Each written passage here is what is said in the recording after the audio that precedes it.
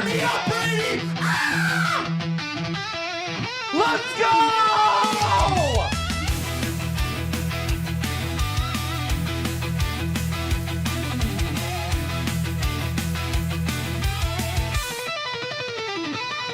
This guy's silky.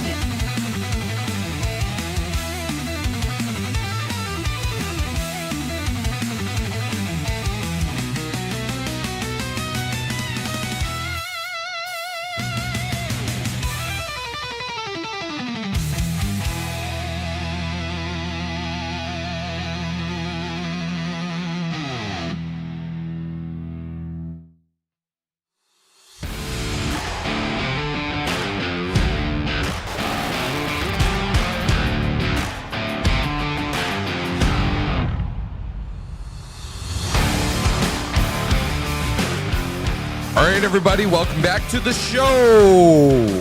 Chicago Hockey Radio time. It is Tassos Kirkos once again sitting in the chair. If you all will have me, thank you very much.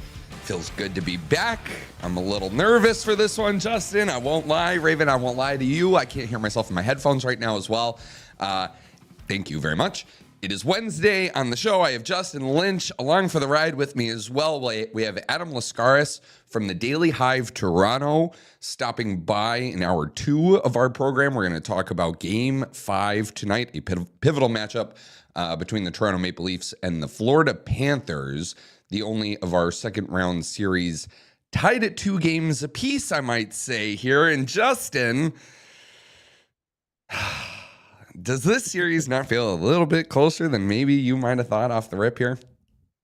Yeah, I'll admit it has been closer than I thought. I'm pretty sure I said it'd be Cats in 5, so the Leafs have won a game more than I expected them to. But I think that's where it's going to end, though. I think it's going to be Cats in 6 still, but I will give the Leafs credit. They've put up a good fight.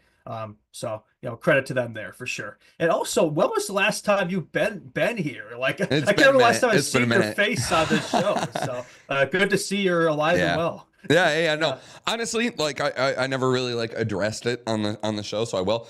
Look, we're very transparent about like all the work we're doing here on CHR and like the work we're trying to do growing. And part of me like taking the last month or so and not being on the show was I want you and Lee to develop into the skills of, hey, I'm gonna drive the bus. Like this is how it works to do the show without somebody who is pretty good at driving the bus, I would say.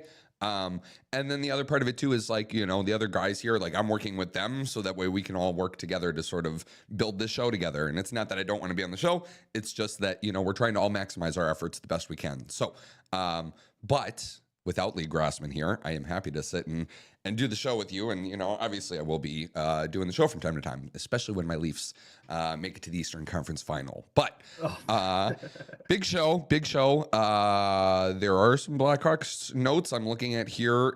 Even though we have abandoned Hawks Hour, we can still stick some Hawks notes here in the first hour. There's some general manager news. I do want to spend a little time with you talking about Ken Holland in Los Angeles some of these others, coaching hires and stuff that we're getting clarity. I know Rick Tocchet and the Flyers just finalized a 5-year deal.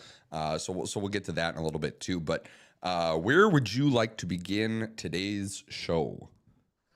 Yeah, I might as well get the Hawk stuff out of the way, right? You brought up the coaching stuff. Obviously, Rick Tocchet was just locked up by Philly, and Elliot Friedman did provide an update on the Blackhawks coaching search on 32 Thoughts, or I guess really a lack of an update is really the better phrasing, because he even admitted that things have been quiet in the front. He hasn't really heard much of anything from the Blackhawks, and like a lot of teams, we know kind of who they're in on, like some of the guys that they've been interviewing and things like that. The Blackhawks, besides David Carl, who we know obviously was out of the running there, we haven't really heard anything in terms of anybody who's on their list or what their kind of thought process is right now. So doesn't mean things aren't happening. I'm sure they're working at it. I'm sure they're doing interviews. It's just they've been definitely very hush-hush and kept it quiet, which has kind of been the theme of Kyle Davidson. Like, it's nothing really new with him there. He kind of tends to do things that way. But I don't know if it's something to worry about necessarily. Like, I'm sure they're working on it, but like when you see guys like Tocchet and Sullivan, and, locked up, a lot of best names off a table, like I can't help but worry a little bit where it's like, okay, well then it's like, what crumbs are we going to pick up here, right? Like, it does feel like they're taking their sweet time there. I mean, we are midway through May here, and, long off season ahead of us, but they better get something figured out soon, or else all the best options are going to be gone. So, yeah, we'll see where they go from here. Yeah.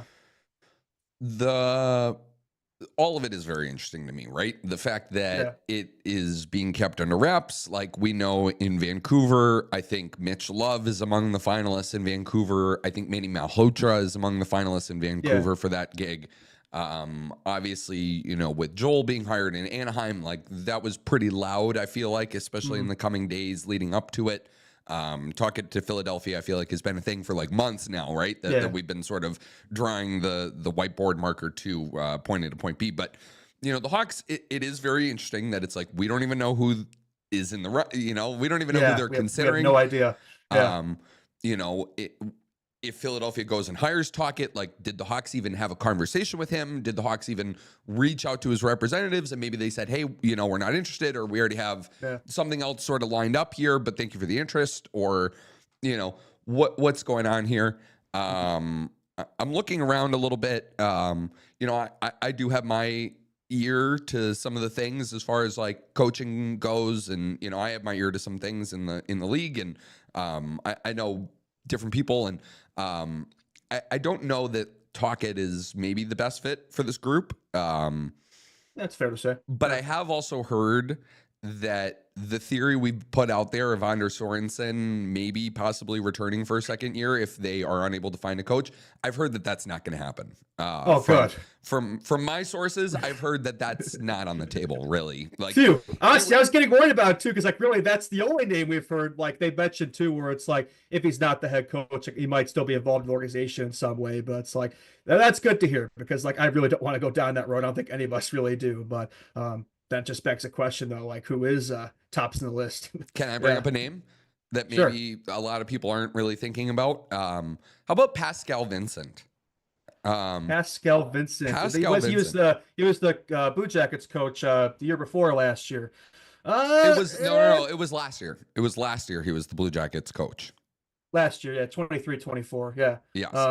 Because he was, and here's the argument. I've heard from different people that are friends with Pascal that he's one of the guys, right, that deserves another chance. If we're talking about like coaches currently in the American Hockey League, I think Todd McClellan is another, or not Todd McClellan, I'm sorry, Todd Nelson in I've heard about him. Todd Nelson in Hershey is a big one. You know, that guy only got like a really small opportunity in the NHL, and that's sort of it. And all he does is win in the American Hockey League. But I think Pascal Vincent is definitely a name. You know, he did get his chance there with Columbus, right? But keep in mind, it was right after the Mike Babcock stuff, remember? And then he's thrust into that. That was a tough situation, to be fair. Yes. Yeah.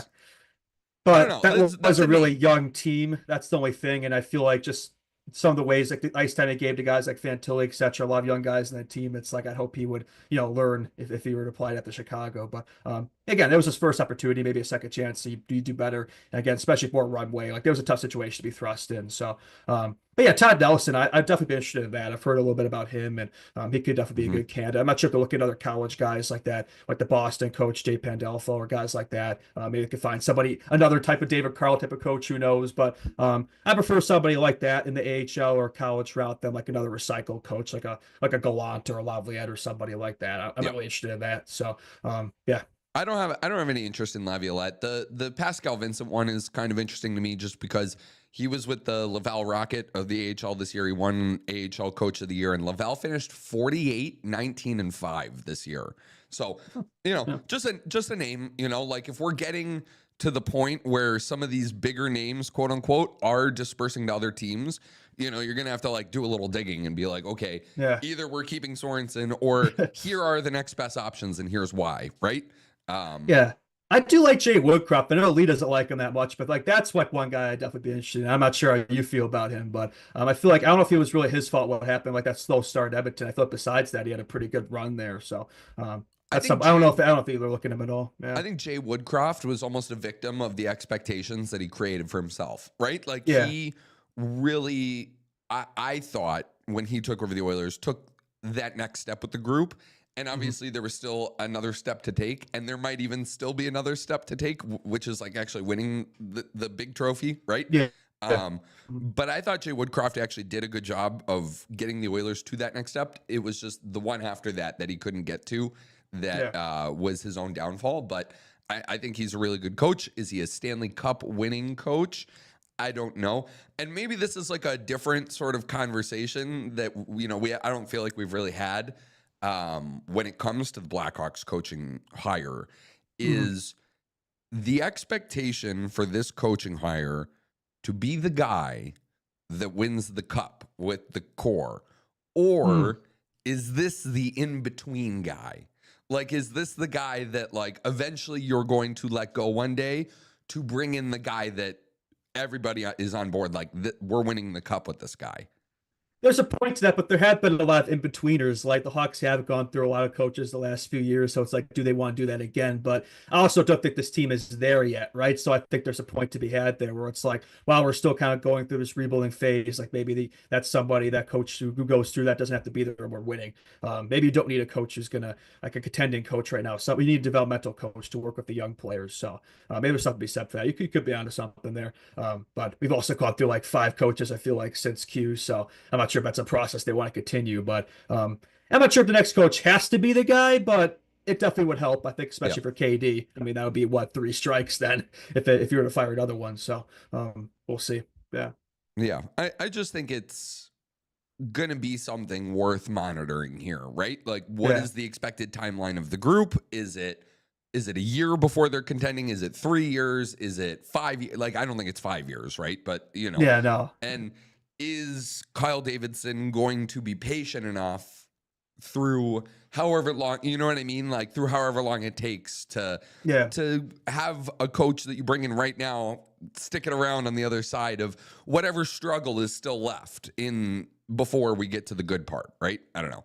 That's fair. Yeah, I think at least for a year, he's probably content with being patient, especially, what happened with that Islanders team jumping up a few spots there. So, in fact, we could still do that next year. So, I think he'd be content with being, better next year, but not too much better, if you know what I mean. Oh, I do indeed. Okay, so let's stick with the coaches. Let's stick with Tocchet here. Nothing official quite yet. There's a Sarah Valley report. There is a Anthony Sanfilippo report, who is pretty tight with the Flyers beat. Sanfilippo's report saying that the Flyers and Tocchet have agreed on a 5x5 $5-year, $25 million deal. Wow, that's a lot for a coach. $5 million. Yeah, that is. But I think a lot of people realize that the Mike Sullivan contract in New York really reset the market for coaching and what the number is. Isn't that amongst like the richest contracts in history or something? Yeah. Look, that's nuts. And that's going to, that bar is going to continue to rise. I've had conversations with some people that don't even really realize that, like, we're watching the Carolina Hurricanes, who are currently up 3-1 on the Caps right now, and I don't know, like, I don't know what Rod Brindamore's salary is, but I know it's not $5 million. It's got to be up there. It's no. Oh, really? No. I know it is. I know that they are not paying him close to what his value is in Carolina. Wow, that surprises me. It's the Carolina. It's the market, I guess, in Carolina. It's the market. It's the ownership. They don't pay their guys. That's always been a thing. They don't pay their guys, right? Rod really likes it in Carolina, but like that's one of the guys. That is a market changing guy, right? Like Rod, Mike Sullivan. Tocchet to some extent. I mean, Tocchet wasn't going to go in for agency and demand like $8 million on a coaching contract, but I think 5 was a good number for him.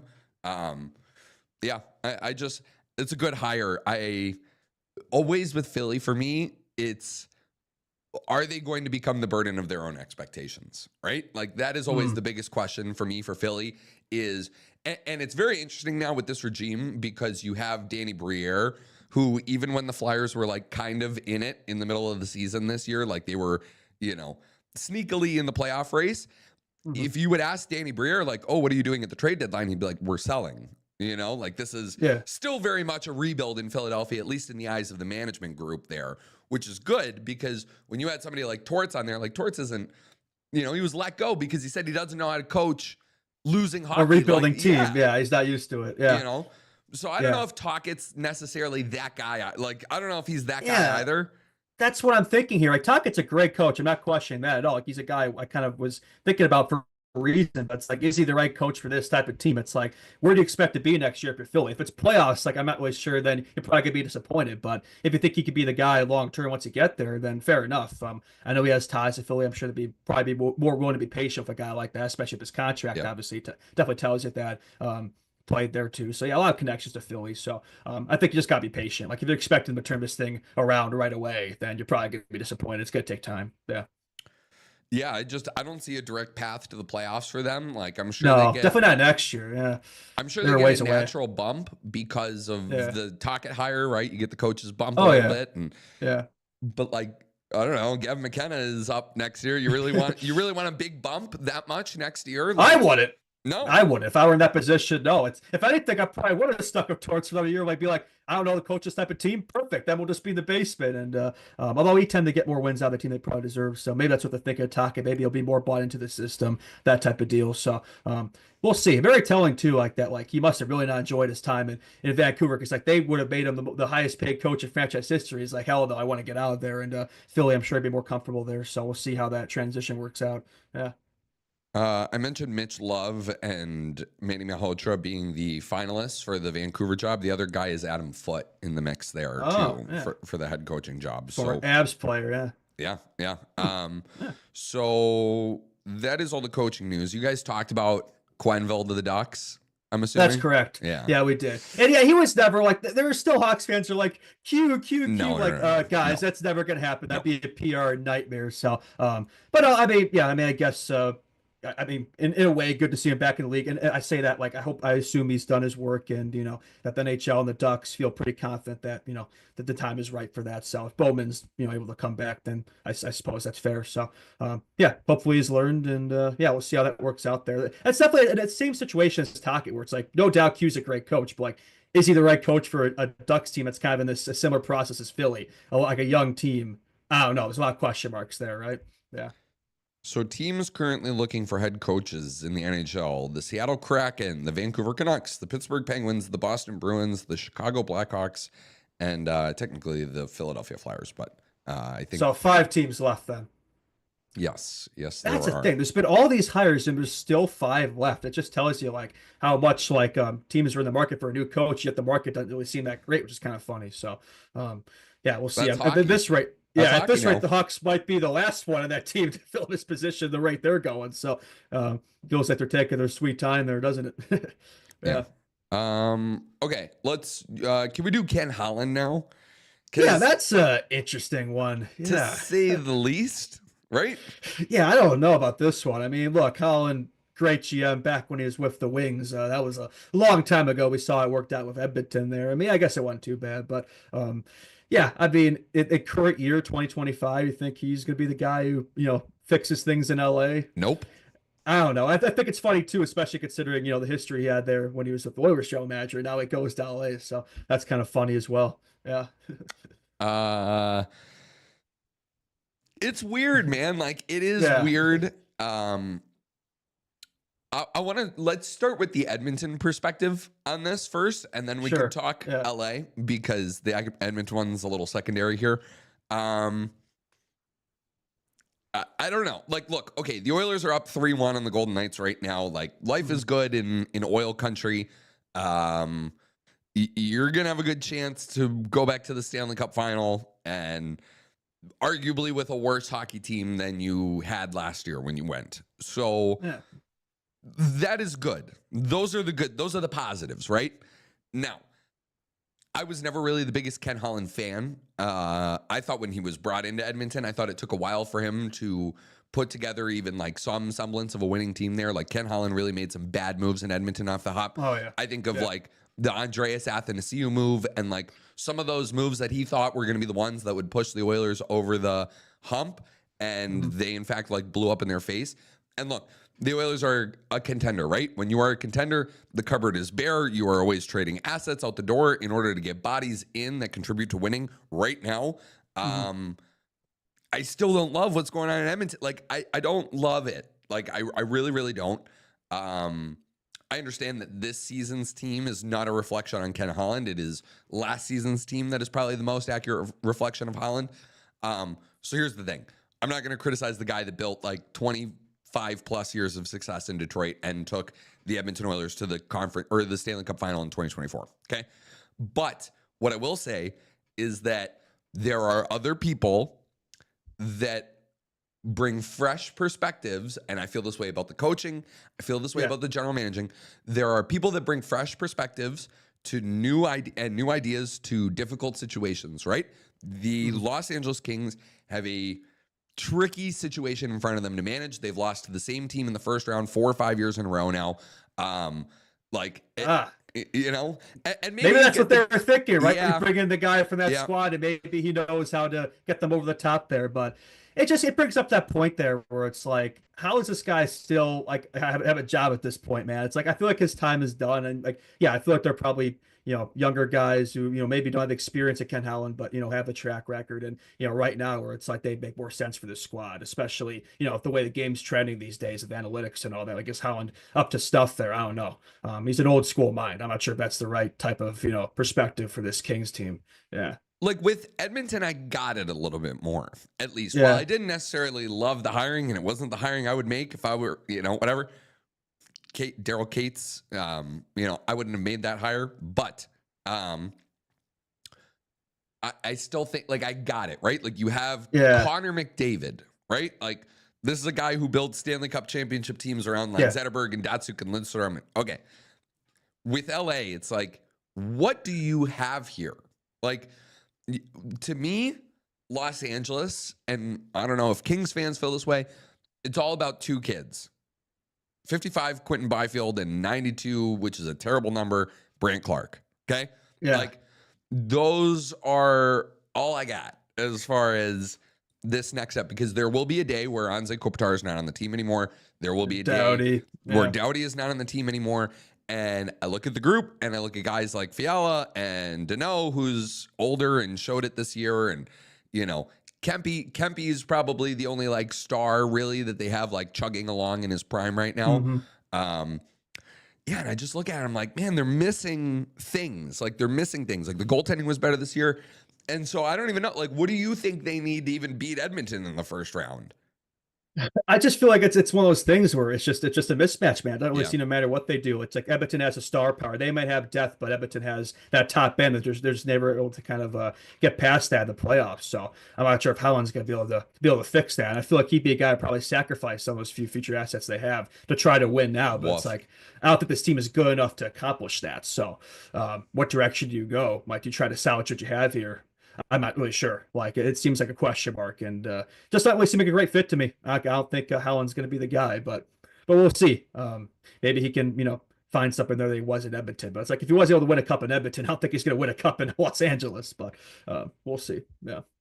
Yeah, I just think that there's some names out there. Matthew Darsh would have been a good one. Ryan Martin would have been a good one. Brandon Pridham would have been an interesting one too.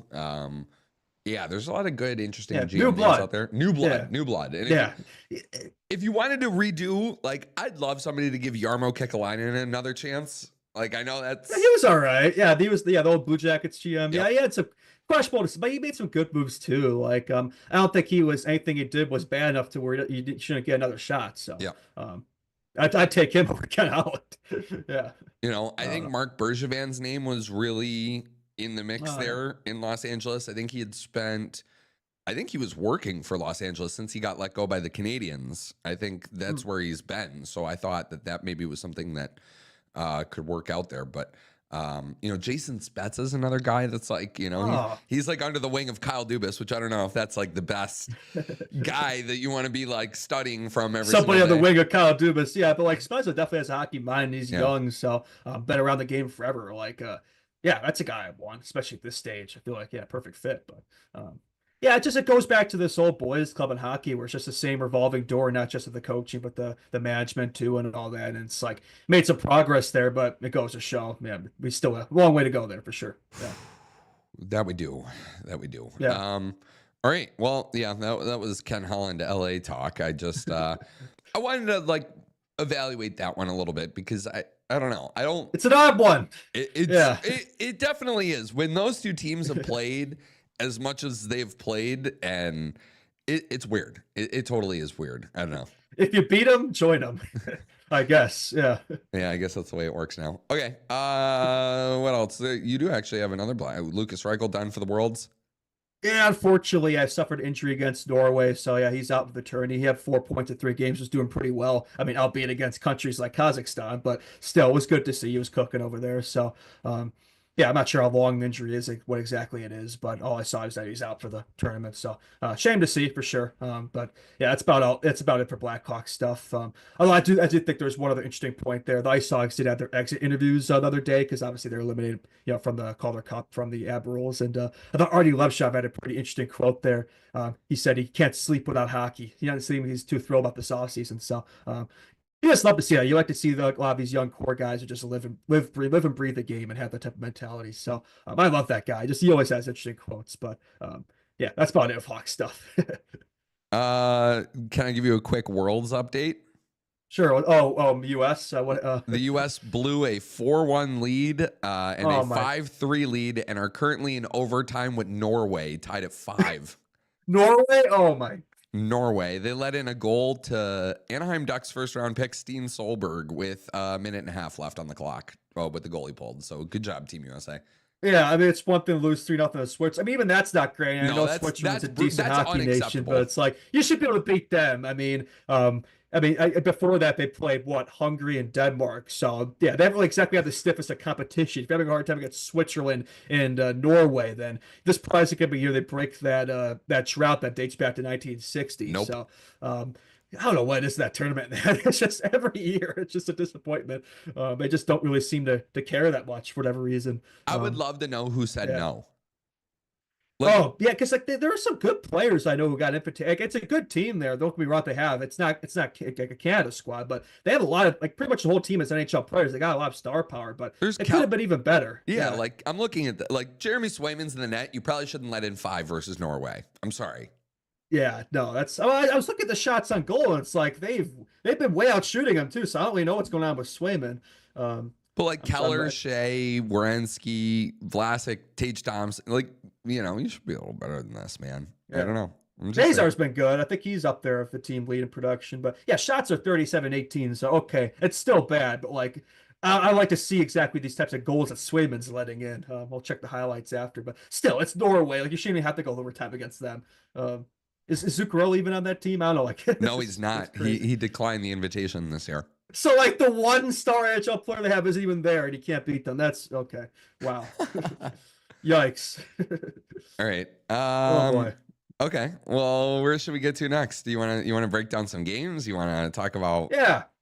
Let's get to the games, the Monday games. Start off with the most interesting series, right? That everybody's super into, the Carolina Hurricanes Washington Capitals series. I was being sarcastic there. It seems like it's the one that nobody seems to care about that much. But yeah, it's a decisive 5-2 win for the Canes. And it's funny, we put that clip too that day, this is a must-win game for the Capitals. You got to take this one if you want to stay in the series. And yeah, they just get absolutely dominated. So I think they're outshot 38-21, which is kind of par for the course against that Carolina team. They always seem to outshoot, outchance, and outpossess you. So yeah, it's been a mismatch. I think a lot of the question marks have Washington have kind of been answered here. When you play a hard-nosed defensive style team like Carolina, you're going to have a hard time. So at this point, the 3-1 lead, I have a hard time seeing them choke that. Yeah.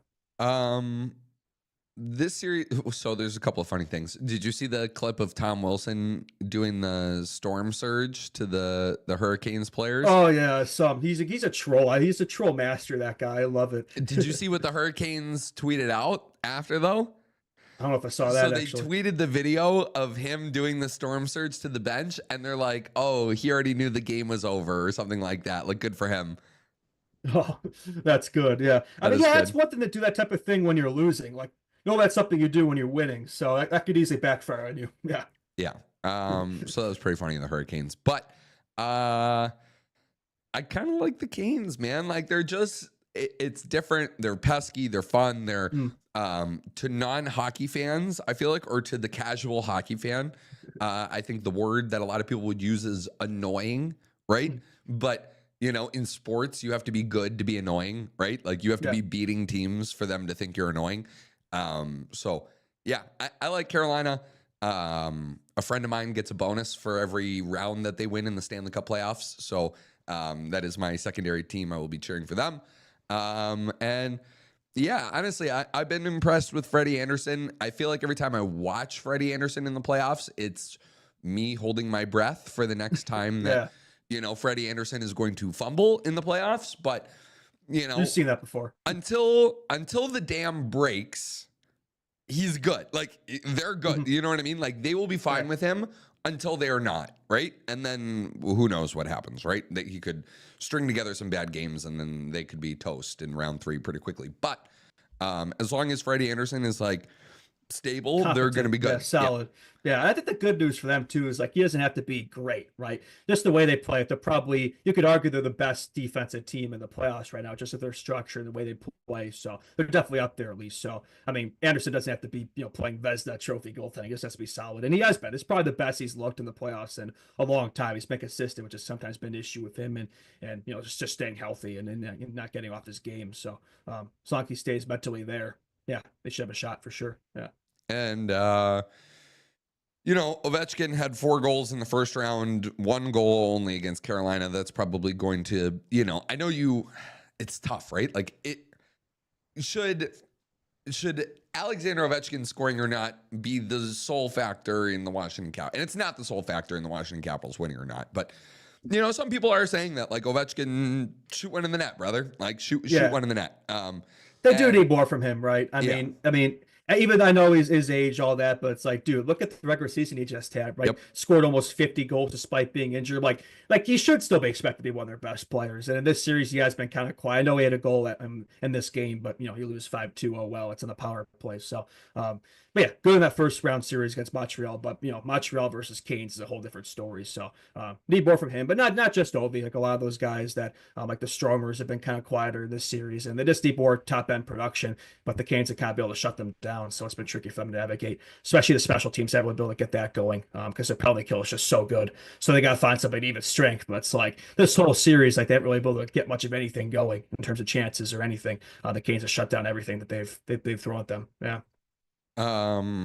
Yeah, the Canes they're shutting down the Caps top line. They're not really able to generate much. It's so interesting. Like Ovi had 2 goals and 3 points in the playoff opener, and then you kind of thought like, oh my gosh, like this actually might be something incredible that we're about to witness. And then it's been pretty pedestrian since then. But give credit to the Canes top line. Like that is a good thing. Connor McMichael is also a guy that scored a lot in the first round that isn't scoring a lot this round too for them. So if he could get going, that's a positive step in the right direction for the Caps here.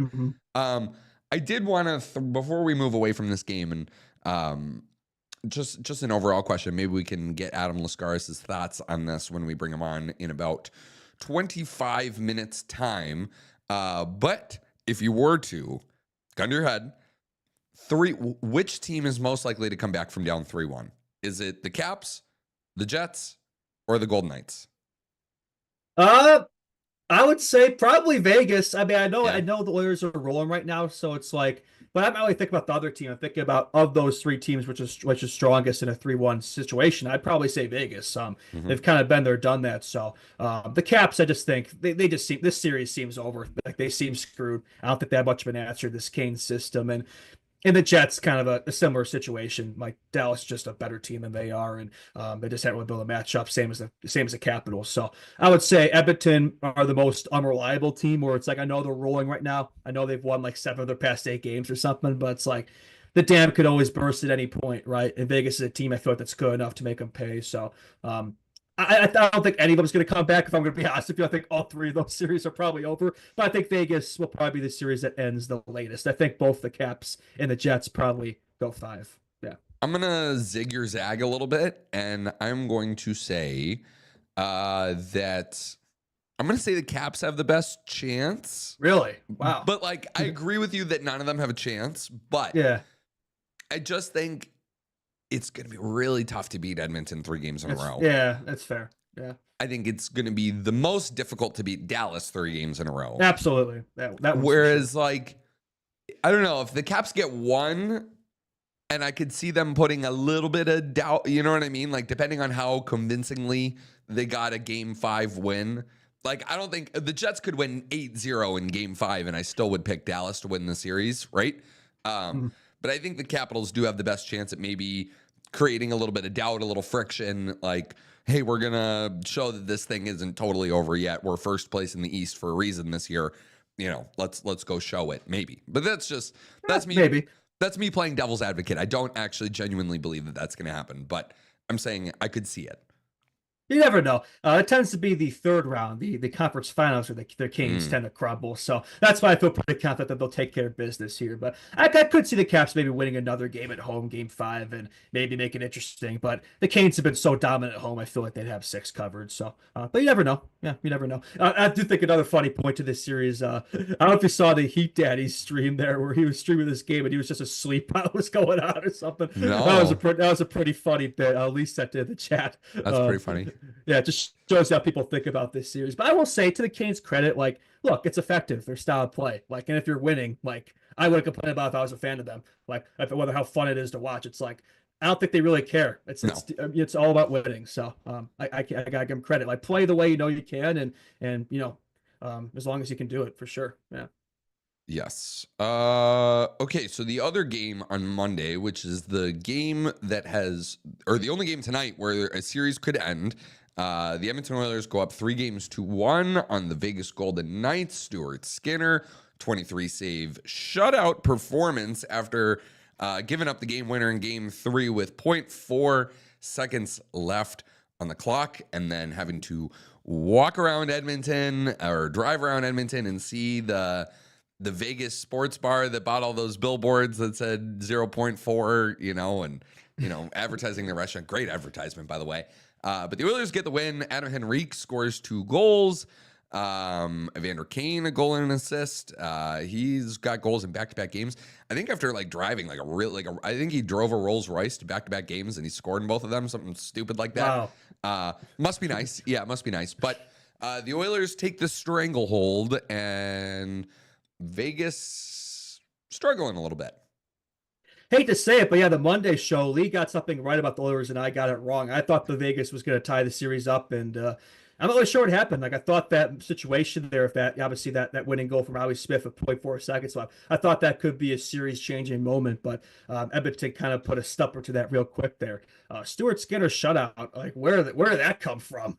But like, I checked historically, he's actually been pretty good in game 4, so maybe I should have seen it coming. But yeah, first win of the playoffs for him, and they definitely need to get a win of him in that at some point. So maybe he's got it back now. Maybe he's got his swagger back. It's a mental game, right? Do they stick with him? Do they go back to Pickard when he's healthy? Who knows? But I think they'll definitely be happy to know that he appears to be back, or it could be a one-game wonder. Who knows? But yeah, I mean, good for the Oilers. I think it's an encouraging win overall for them, too. The fact that combined, McDavid and Draisaitl have 1 point in this game, yet they won 3-0.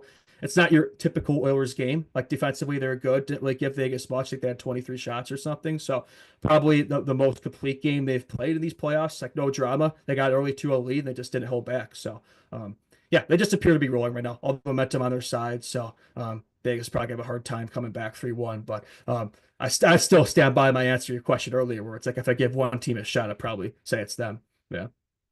So I actually just sent Raven a clip on Instagram. I don't know if I'll be able to pull it up really quick, but it is a funny one of Stuart Skinner when asked about the outside noise that a goaltender may deal with playing in the Edmonton market. Raven, you got that one ready to go? Yes, sir. Here we go. No. I have no idea. No. No clue what's going on. What outside noise? No. I have no idea. No. No clue what's going on. Yeah, good dude. Like, I think with Stuart Skinner, like, some of the numbers are very interesting, right? Like, you can make numbers tell any story that you want. But with Stuart Skinner, some of them are damning to the point of, like, I don't remember what it was at one point here, but I think it was like he was the worst goalie statistically in the playoffs in the last 50 years or something like that.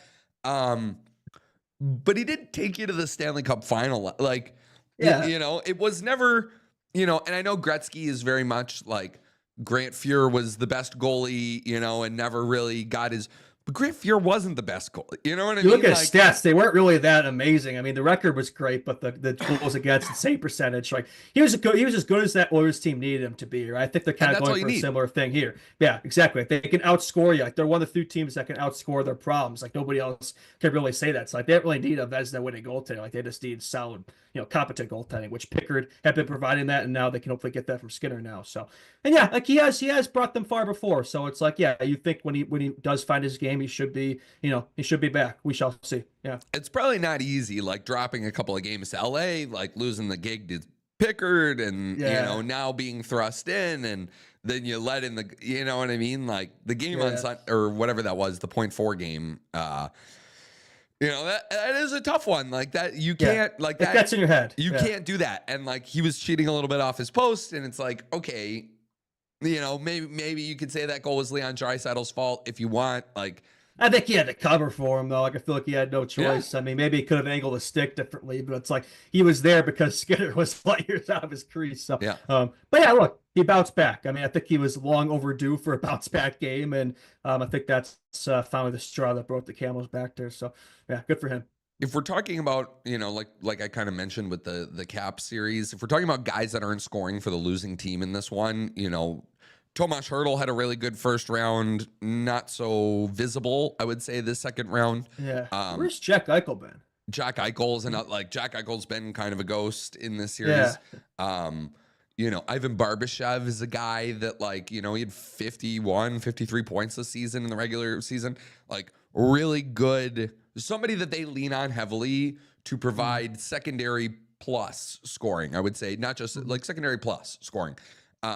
Dorofeyev's like a -2 on Monday. Like, I don't know, man. Like you gotta get a little bit more out of these guys, know, because I think the defense has been all right for Vegas. Aiden Hill's probably better than Stuart Skinner. Like if we're, it's been a little shaky though. Yeah.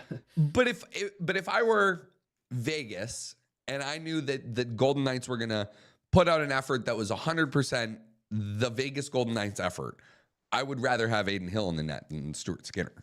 That's a fair point. Yeah, and it's like it's just kind of shocking that this Vegas team, if all the weapons they have and all the pieces, could get shut out by the Edmonton Oilers. So it's like that's an issue, and it's like when something like that happens, it's like it's a similar situation. You got to see a response. You got to get a bounce back. But the way this team is rolling right now, it's gonna be a tall task to say the least. But they could definitely pull it off for sure. Yeah. As we were talking about earlier, the finalists for the Vancouver Canucks job, it appears as if they are zeroing in on Adam Foote. That's top of the list there. That's from Darren Dreger. As others have speculated, Adam Foote will be named head coach of the Vancouver Canucks. So, it just happened right after the Philly thing. So I guess that's 4 teams left now. We'll see if Kyle Davidson awakens from his hibernation slumber one of these days and makes a decision. I think Adam Foote's a guy that has been an assistant for a while, working with defenses particularly, obviously. And I think this is a guy like that is new blood. Like that is fresh face. Yeah. Yes, he is a Stanley Cup champion player and all that. I get it, but it is somebody new. I enjoy that. Like good for the Canucks for doing something bold. I think Quinn Hughes likes him a lot, which that is probably they want to make him happy. That's probably if I were Jim Rutherford and Patrick Allvin and I was making the coaching hire for the Canucks, that is probably the only qualification on my list actually for guys to coach the Vancouver Canucks. He is your team. He is your team's hopeful future, right? Does Quinn Hughes like you? If the answer is yes, the job is yours. If the answer is no, sorry, you're done. Yeah, that should be the same thing with the Hawks. Does Betsy like you? Oh, he does? Oh, yeah, here's a job. I'm just kidding. But it's the same situation. Like, he is that team. He is their franchise player. So, and there's been a lot of spoken around him. Like, will he stay there? Like, will he be able to stick with a rebuild or retool, I guess would be a better word. So, if he's happy, then maybe he would. Or he'll be joining his brothers in Jersey. We shall see. All right, let's do last night's game before we hit a quick break here. Dallas Stars beat the Vegas Golden Knights. Dallas Stars beat the Winnipeg Jets 3-1. This was a game. And now lead the series by the same score. Mikael Granlund with the hat trick. And the Stars are up big, J-Man. Yeah, that was a beautiful hat trick too. All three goals were absolute beauties. And Yeah. what an acquisition, man. Like what a job there. I mean, look at that squad. There's not a weak piece there. Like the fact that they're fourth line. I think Jamie Benn he's been their fourth line lead. Like that team is just absolutely loaded. They ran the 7-11, 7 defensemen, 11 forwards with Heiskanen back in the lap. But now that he's back, he looked pretty good his first game back. Heiskanen back. I don't know, man. Like this team right now, like they look like the favorites to me. And the fact they're making pretty quick work out of this Jets team is showing that. Gramlin Hattie, obviously, really strong game from him. Pretty cool Selly as well. Definitely a moment he'll remember. Legacy game for him. And the Jets remain winless on the road in these playoffs. So that's going to have to change if they want to stay alive here, but it's going to be pretty tricky. And Otter as well just keeps out goalie Connor Hellebuck. It looks like the Team USA spot might be his after all. Oh, so I got the clip. I got the clip ready to go on that one. But a few points before we get to that I just wanted to add on. The Jets not having won on the road in the playoffs is definitely going to be one of the, especially if they don't do it and they lose this series, that will continue to be one of the more mystifying stats of this entire playoffs, I think, in that you can't win one game on the road. And yet to even make it this far without winning a game on the road is actually kind of impressive. Like, you know, that means you have to have won every home game, right? So, they've only lost one. Yeah. Yeah. So, they've been good at home, at least. I didn't mind Hellebuck's game. I know the first one is one maybe you want back, but like the other two aren't really anything crazy. I just thought the Jets didn't bear down on their chances as much. Andre was really, really good when he had to be, but like there were a couple of plays where the Jets had a golden opportunity right in front of the net, and then they, you know, maybe didn't realize they had an extra half second than they did, and they just kind of like shoved it right into the pads. And I'm just like, I don't know, like give yourself a little bit more time and like bear down on the stick, and you know you're gonna put one in the net, and they never did. They never did after the first. So I don't know. Yeah, and I don't think they played that bad too. I think Or for after a the road second, Jets, for a road Helly performance, like it was pretty solid, but it just wasn't good enough, man. I think even for the Stars, like even when they're not playing at their best, like I wouldn't say it was an insanely great game for the Stars, but it's like they still found a way to come out on top, and that's what good teams do. It just feels like this Dallas team. It feels like they're riding on destiny at the moment, man. It just feels like they're meant to be. So, good for them. But now they're fully healthy too. Like, there's no asterisk on this team anymore. They got the full squad there, and it's like they're probably the deepest team. So, I have a hard time seeing anybody really take them down for sure. Jamie Benn played the second least among Stars forwards yesterday at 12 and a half minutes. The only person less than him was Evgeny Dadonov, who had 11 and a half minutes. So, yes. That's wow. It just goes to show the depth of that team and that they can afford that. Like there's not a weak point. They feel confident they can roll 11 forward 7D like that. And just I think even DeBoer said it just gives me Karetin more ice time. So fair enough. The way he's been rolling, I think he has 19 points in 11 games now, which is just absolutely unreal. So yeah, they're just firing on all cylinders right now. I mean, even they're making a President's Trophy team look like a wild card squad. So says a lot right there. Yeah. And they did get Miro Heiskanen back in the lineup yesterday too. They sort of eased him in. He actually ended with like just under 15 minutes of ice time, 14:52. So it's not like they were, they did go 7 and 11. So, but even look, this is the ice time among Stars defensemen. Harley played the most, 26 minutes. Essa Lindell played 25 minutes. Cody Ceci played 20 and a half minutes. And then listen to this. Heiskanen just under 15 minutes, 14:50. Ilya Lyubushkin played just under 12 minutes, 11:50. Alex Petrovic played 7 minutes and 15 seconds, and Liam Bixel played 7 minutes and 50 seconds. So both of them were under 8 minutes. I don't know. It's a little, but you won the game, so whatever. Harley's been really good for them. Oh, he's been insane. Like he's definitely stepped into that role while Heiskanen's been out, and he's been their number one defenseman, eating up the ice time, doing all the special teams. And he's been fantastic. I feel like the fluoridation is kind of his breakout performance, and people finally starting to see how good this guy is, kind of flown on the radar a little bit. So, I think that's probably why they rolled 7D. They probably just wanted to help ease Heiskanen back into it, not give him too much ice time. I feel like 15 minutes is probably a good balance, not too much, not too little. So, worked out well for them. They probably go back to 12-6 now that he's back and settled. So, but no, good to see for them. We were waiting for this, right? But now they got J. Robin Heiskanen back, and it's gonna be hard to beat them. I mean, I think I do think Dallas, Florida. You may disagree, but that's kind of where I see it playing out. And I think if there's a team that could take down Florida, it's this Dallas squad. It feels like it's their year. They're due, man. They've been close so many times, so many second, third rounds, even finals. this core is due for a cup. You would think they look like the favorites for me. Yeah. The U.S. does avoid disaster, and Tage Thompson scored in overtime to beat Norway. There you go. Good job, Tage. Yeah, nice 6-5 overtime win against Norway. That's great.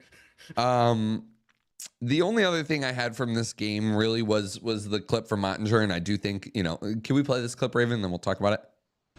You said being the backup at Four Nations and not playing only made you feel like you wanted to play better, and clearly you have. I know you're in the moment trying to win a playoff series here, but have you thought at all about being the USA goaltender at the Milan Olympics? I mean, other than winning the cup, that's my number one goal. So just, long ways from now, a lot of hockey left, but just trying to get better. And I know I have room to grow still, and, I can worry about that when it comes. But, a lot of hockey left here with the Stars still. I think he might be the guy in the Olympics. Oh, I think he is. And he's shown himself to be really clutch. Like, he might not have the numbers or the stats that Hellbuck does. Like, even his stats don't necessarily jump off the page, but it's like he shows up in the big moments, man. Doesn't seem to crack under pressure. So it's like, I feel pretty confident of him being the starting goaltender at this stage, honestly. The crowd, by the way, was absolutely giving it to Hellbuck, too, yesterday. Yep. They kept chanting, Otters, better. So they're definitely aware of the narratives, the storylines, and definitely trying to get in his head. So, but no, I mean, I'm not just joking about that. I feel like at this stage, it appears to be trending in his direction there. I feel more confident of him facing Canada than Helly at this stage. Yeah. All right. Game 5 of that series goes down tomorrow with the Dallas Stars able to wrap this series up on Winnipeg's home ice. Okay, we're going to take a quick break. We have Adam Laskaris from the Daily Hive Toronto on the other side. We will talk Leafs Cats tonight. We will be live streaming that game as part of a CHR live stream doubleheader. You are watching and listening to Chicago Hockey Radio live on YouTube, and we'll be back right after the break. Stick around on the other side.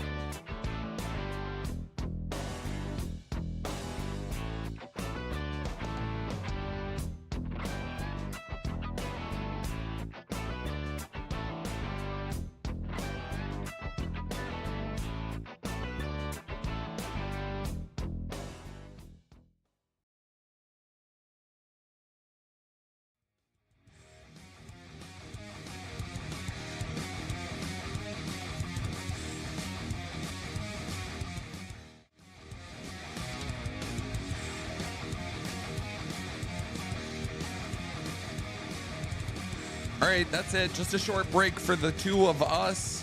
Whoever's running things here, whoever the boss is, needs to give everybody a longer break. It's too much work for me in the first hour. Welcome to the second hour of Chicago Hockey Radio. Tassos Kirkos, Justin Lynch on Zoom, and Raven Gasser sitting in the producer's chair. No Lee Grossman, like we said on the show today. However, if you are looking for your fix of Lee Grossman, you can catch him tonight live on YouTube on the Chicago Hockey Radio YouTube channel as we are live streaming both games, the Toronto Maple Leafs against the Florida Panthers in Game 5 of that series, and also Vegas and the Edmonton Oilers. And joining us along for the ride right now to talk about Leafs-Panthers Game 5, Adam Laskaris from the Daily Hive and Offside. How are you today, brother? How are you doing? Thanks for doing this. Yeah, thanks for having me anytime.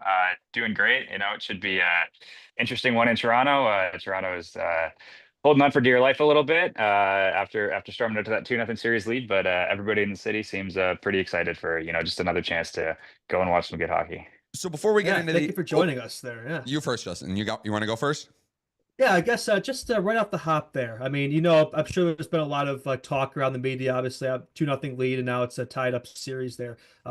What does your gut feeling tell you? Think the Leafs could still pull this one out, or are you a little nervous?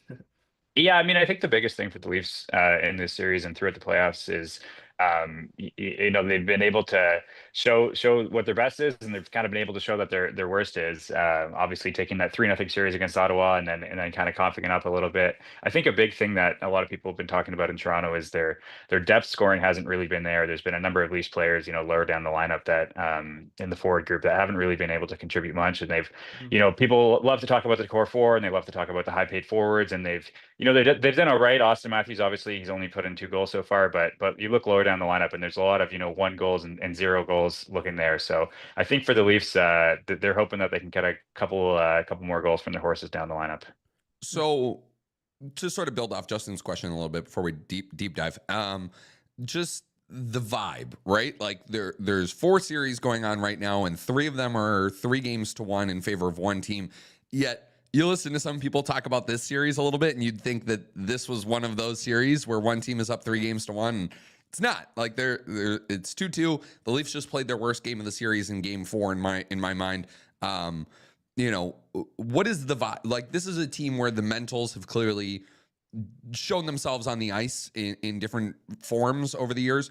Are they feeling it? Is the fan base feeling it a little bit? Is it the quiet confidence that they've always sort of gone back to and said, hey, we don't listen to the noise. Like, we're going to keep doing our thing. Like, what are you sort of getting as the vibe? Yeah, it seems like everything in the media has kind of just been they've been trying to quiet it down. It seems like they say the same thing kind of win or lose anyway. So they don't really want to give too many sound bites. They're not too pushing too hard to create any further animosity. It is interesting just seeing the reaction from fans around the city and online and whatnot, because there is always kind of that questioning of are the Leafs going to be able to do it this year? Have they've been looking good? And even after Game 1, it was really strange where they won the game, but obviously we're dealing with the Anthony Stoller's injury, and so it's been an odd one for this series as a whole, where there hasn't been like a huge sense of overconfidence. Obviously, they're playing against the defending Stanley Cup champions, but there's also just been sort of like an eerie curiosity around this team, wondering they're historically a hard team to predict. A lot of people would predict against them a lot of the time, and yeah, it's been an interesting one where you kind of expected maybe that Game 3 would be a really tough one for them, and obviously they were able to push that one into overtime, and then Game 4 they kind of come out and lay an egg. So it's a lot of unpredictability, and like I said earlier, you can always kind of know what the highs are like, but you never really know if what kind of performance you're going to get on any given night. You brought up Anthony Stolarz. Obviously, he went down with an injury. Wolf stepped in and has been every bit as good, if not better. Do we have an update on him about when he could return? Yeah. No, everything that came out yesterday was he returned to the ice, but doesn't look like he'll be in the action. I'd have to imagine it would be pretty hard to put him in for a Game 6 or 7 situation. Yeah. If I just think that would be you're just rolling the dice so hard there. And if the Leafs go into Game 6 with a win, and you need 1 win in the next 2 games, are you going to say, hey, we think he's healthy, especially with a head injury, right? So I would say if they were trying to target a return, it would probably be anytime in the next series if they get to that point. That's just speculation on my part. Don't have any intel, but yeah, I am curious. I'd have to imagine they're probably just rolling out Wool for the remainder of this series. Okay. Yeah. I know you started your discussion here with, there are guys deeper in the lineup that aren't producing, but yes, the people that everybody want to talk about, the clicks, the names, the big guys, Austin Matthews, what is it, 9 career playoff games against the Florida Panthers now, and he has not recorded a goal. I know he has 2 in the playoffs so far. One of them, was kind of an interesting shot from distance against Ottawa in Game 6. I want to say that one was. Is there more there? Like I do see the defensive beast that Austin Matthews has been, but is that enough when it comes to this point? Is he creating enough for the other guys on his line like Mitch Marner and Matthew Nyes that maybe other people aren't paying attention to, or is it gotten to a point where it's like, okay, Austin, we need you to shoot one in the net here?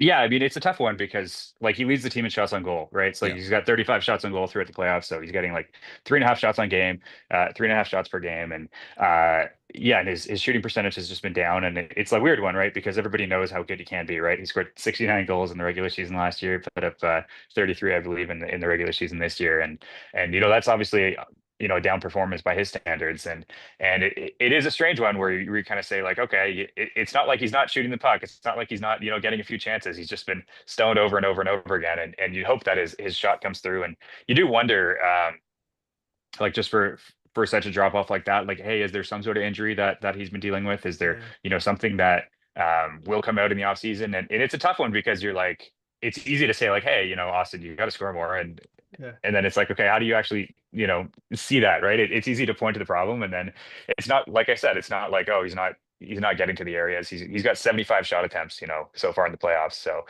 definitely had a whole lot of puck, definitely been playing a lot. He's put up 10 points in 10 games. It's just, I think, especially if the Leafs aren't able to pull out the series, that'll be kind of I think that a lot of people point to, in the offseason. One player's been really impressive. I mean, everybody likes bringing up the core 4, but I think some people would call it the core 5 now. Matthew Nyes has been so good, such an X factor. What are your thoughts on his play in these playoffs? Yeah, I mean, I think that Matthew Nyes is just one of those guys that they kind of just hit on really well in the draft when he was picked, and everybody that's in the organization's always just spoken really highly of him.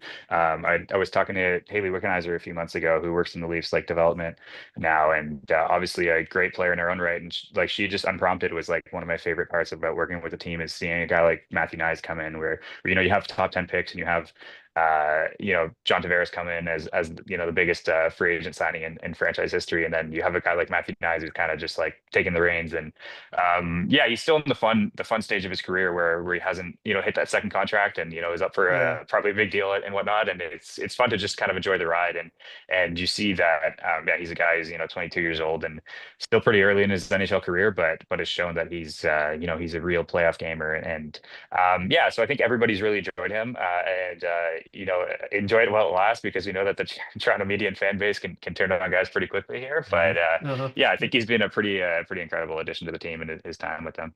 So what do you think that contract is going to look like there? Probably going to get the bag there, right? Yeah. Yeah, I mean, it's always a tough one to tell because, when you walk into a player in a situation like that, you kind of they're dealing with John Tavares and Mitch Marner are both pending unrestricted free agents, and they're kind of in that situation where they need to lock down those guys, or at least figure out what they're doing if they don't lock down those guys, and Nyes is also in the spot where he has a bit of leverage, but is still a restricted free agent and whatnot. So I think I wouldn't be totally shocked if they go for like some sort of bridge term deal, just knowing that they kind of have some sort of a window in these next couple of years, but I think the numbers that I'd seen were like somewhere in the $7 million range if they decided to bridge him long term. But again, it's all like it's a really tough speculation because a lot of people say, hey, the Leafs really need to win the series, otherwise, Mitch Marner's gone or John Tavares is gone or whatnot, right? And it's tough to really like actually get a feel for it, because I do feel like the front office, obviously they're keeping an eye on all these things, but they really like those discussions are tabled for the offseason, right? They're not saying, oh, we played game 6 tonight and in the morning we're getting in the negotiation room, right? Like so. I think that really is a conversation that will really ramp up based on the result of these next few games here. What is your stance, your position on the Mitch Marner situation as we sit here May 14th on a Wednesday? Well, I always found it funny just the way that kind of things unfolded this year, where for years, you'd kind of hear the narratives. It's be like, oh, um, Mitch is a really talented player, wants to stay in Toronto for a long time, is always going to try and get the most money he can get. And then it came at this point this year where at the trade deadline he was kind of tied in a little bit with the Miko Rantanen rumors, and there was talk that he'd been asked by the team to potentially, if he had any interest in waiving his no trade clause, and he said no. And some people in the Leafs world, like fans and whatnot, kind of push back on that. They're like, "Oh, why would this guy not waive his no trade clause?" And I was like, "How can you dock a guy for deciding to stay with the team that you like he signed a contract and he wants to stay with the team like that can't I find it funny that that could be viewed as a negative, but yeah, I think it's a thing where he kind of knows obviously the legacy of the team and himself and whatnot, and he knows kind of how John Tavares was treated when he pulled the reverse, and he's a guy who just had his first child in Toronto, so I don't know if that really makes a difference. I'm sure that he's going to go to the negotiation table in the offseason, and he's going to try and get a lot from the Leafs, and he's probably going to look out and see whatever the other offers are there, and maybe he'll use them as leverage, maybe he'll use the Leafs as leverage. But yeah, I think it's just kind of a thing where obviously he's put up a pretty solid career historically in the regular season, and the playoff one is interesting because I think that a lot of people have talked about his lack of production in the playoffs, and then if you look at it, he's like been leading the Leafs in scoring since he came into the league in the playoffs, and I believe like going back to the 2000s, it's pretty much him right there up at the top. So it's a tough one where he's been one of their best players, but when the team success hasn't been there, then people's opinions of him can turn a little bit negative. Justin, you got the next one? Because if not, I do. Morgan Riley, playoff Mo. Is this a thing now? Like it feels like there's been some down seasons that are then followed by really good playoff performances, and every year it seems like the Toronto fans and the Toronto media are. Is it going to happen again this year? And it feels like it is happening again this year. I know he had a rough game 3 against the Panthers, but, is this just who Morgan Riley is? Like he, may not be that guy in the regular season, but he will be that guy in the playoffs? Yeah, I mean, I think there's definitely a part of it. I mean, I think you look a lot at different sports and kind of where that comes into play. Like you look at, obviously, you can go to basketball and you can look at a guy like Jimmy Butler, right? Just as a name to throw out there, where yeah, the 82 regular season grind can be a really hard grind on a lot of people, and they play him a lot of minutes throughout the regular season as well, and you're traveling a lot, you're traveling more, and you're doing less scouting, and you're kind of just thrown in the fire a lot of times, and yeah, your body kind of might catch up to you once you hit 30 and a little bit, but at the same time, when you just have to lock in, and you're going to have that extra day off, and you're sleeping in your own bed, and all those sorts of things, I think maybe that does take like a little bit of a psychological burden off of Riley. Obviously it's a high pressure situation, but it is a familiar situation, right? They've been in the playoffs 9 years in a row now, and so yeah, I mean it's hard to point to like really what makes him able to turn the switch on and off. And I know obviously he would, want to play at his peak all the time. But when you are playing in Toronto for this long, and that there hasn't really been that much danger over the past 9 years of missing the playoffs. They've had a couple close calls, but they've been like pretty set most of the time. And you do wonder, like, even if he doesn't want to say that it creeps into the back of his mind, you do think like, hey, maybe he knows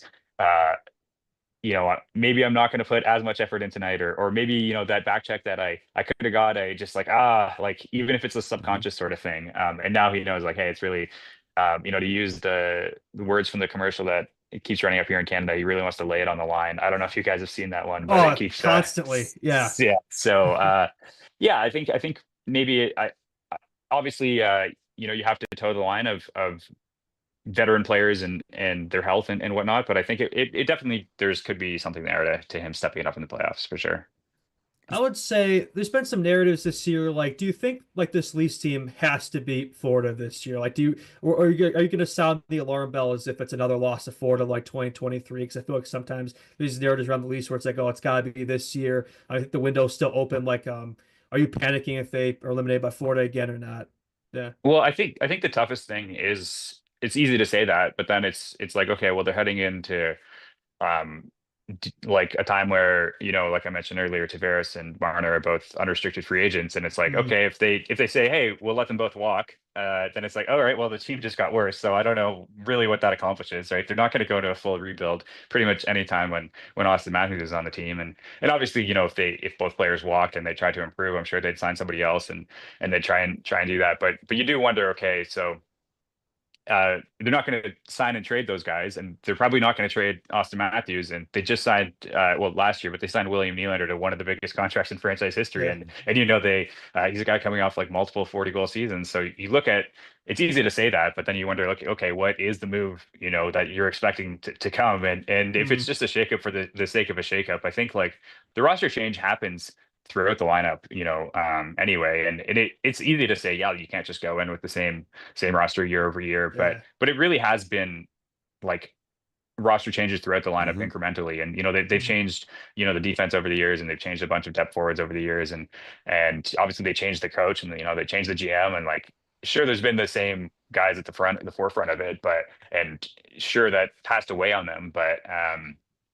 But yeah, like, just I think for the sake of change doesn't necessarily always make sense, and I'm not sure even how feasible it is, unless obviously the players decide to go elsewhere, or they get priced out. But just making changes just to make changes, I'm not really sure what that ends up accomplishing. Adam, I have a couple of quick ones here for you. So I'm looking at the scoring leaders right now for the Toronto Maple Leafs, and I'm kind of seeing what you're talking about. Steven Lorentz, 10 games played, 0 goals, 1 assist, 1 point. Same for Kalle Järnkrok, same stat line. Same for Pontus Holmberg.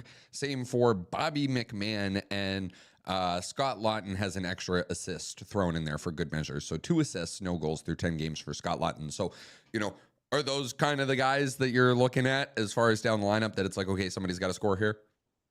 Yeah, I think so. I think the biggest one would be McMahon, just because he's shown in the regular season that he's been able to do it. And Laughton was a guy that was brought in to maybe be the third line center, and they kind of were playing him on the fourth line a little bit, or like mostly on the fourth line. And it's just one of those things where, when you're winning and the goals are going in, it doesn't really matter as much. But like I said, when Matthews isn't producing, you kind of just hope that somebody else is able to pick up the slack. And like, you look at a guy like Max Pacioretty, who people through the first few Leafs games, like, guys are saying like they were like, why is this guy in the lineup? And then he starts scoring and picking up points, and he's got 7 points in 8 games. So yeah, like it really is the margins there, right? Like when a game goes to overtime, and when you're getting in close games, and if one of those guys is able to swing in a puck off somebody's skate or something like that, that's kind of what you're hoping for. So it's a tough thing, right? Because yeah, obviously, it's easy to just say like they need more scoring, but they don't really have a ton of other horses that they're going to go to, right? They haven't really made too many lineup changes. The only lineup change they've made is they put in Pacioretty for Nick Robertson, and they gave Nick Robertson 2 games. And it looks like tonight they've kind of flirted with the chance that they might put somebody else in there. There was talk that Robertson might come back in. There's talk about David Camp, who hasn't played all playoffs. But again, that's not like the most exciting option in the world. There's no guarantee that any goals will be coming. They don't. So yeah, it is just kind of a thing where they've been kind of trotting out the same lineup. They've won 6 out of 10 playoff games so far, but if they're able to make that next step, either Matthews or somebody else deeper down the lineup, seems like they'll have to be able to plot in a few. What's your gut feeling about tonight's game? Do you favor the Leafs? What's your score prediction if you had to give one? Yeah, I mean, there's this running gag on Leafs Twitter that's been going on for a few years where everybody predicts a 5-2 Leafs win, so I'm probably going to go with that one.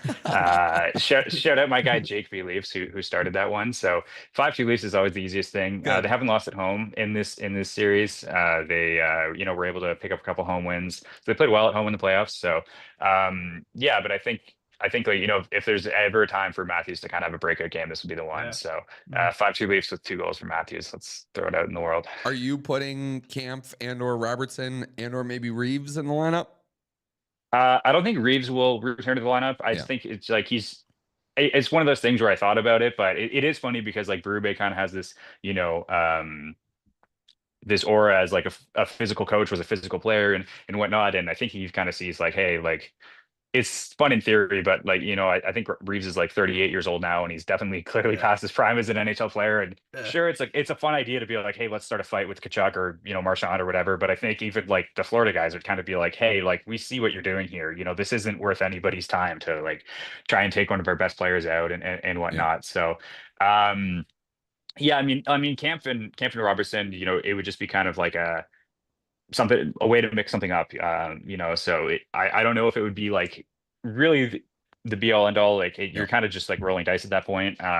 It's not like they had exceptional regular seasons and they're missing a key player. Obviously, people have liked Robertson for a while now, but he's never really broken out at the NHL level the way that some have hoped. So yeah, I'd be interested to see what they do, just because it seemed like they were kind of holding their cards like pretty close to their chest and weren't really saying much as coaches are usual to do. But yeah, so I guess only a couple hours here to we'll see what they actually decide to go with. Last one It's been here. a pretty chippy series. Sorry. You I was first. going to ask about the Max Domi Barkov situation there. Yeah, not just that, but there's also like the OEL hit, I think, on Rodriguez. Like it's been a very chippy series all around. Like, do you want to see the Leafs keep trying to play the Panthers game, or do you think they should try to not get away from that and stick to their own guns if they want to come away with this one? Yeah, well, the Domi one was interesting because like it didn't really serve any purpose in my opinion. Like it was just kind of at the end of the game. It was kind of sending a message, but it was like, oh, like it kind of became the immediate talking point after the game, kind of in the same way that the Stollers hit became the talking point after game one.